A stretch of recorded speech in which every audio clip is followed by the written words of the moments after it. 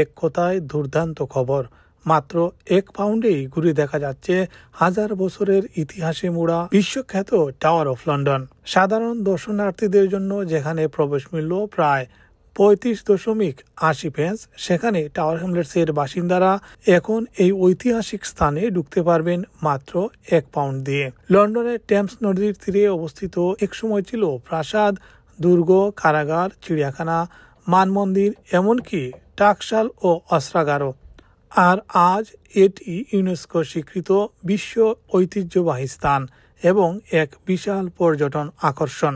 এই টাওয়ারের দেয়ালগুলো যেন নিজেদের মধ্যে লুকিয়ে রেখেছে শত শত গল্প। 8,000-এরও বেশি বন্দী, 10টি মৃত্যুদণ্ড, 60টিরও বেশি পালানোর চেষ্টা, সবই ঘটেছে এখানেই। আর এখানেই রক্ষিত আছে 23,578টি রত্ন এবং বিশ্বখ্যাত 105 ক্যারেটের কোহিনূর হীরা, যা ব্রিটিশ রাজমুকুটের অমূল্য অংশ।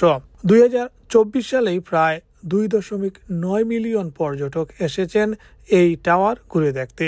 সারা বছর জুড়ে চলে নানা উৎসব আর ঐতিহাসিক প্রদর্শনী, যা এই স্থানকে আরও বেশি জীবন্ত করে তোলে।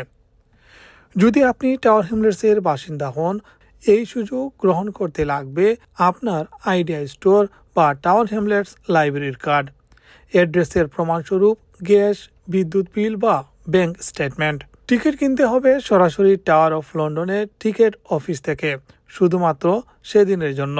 প্রবেশ করতে হবে নির্দিষ্ট টাইম স্লট অনুযায়ী, তাই আগেভাগেই চলে আসুন।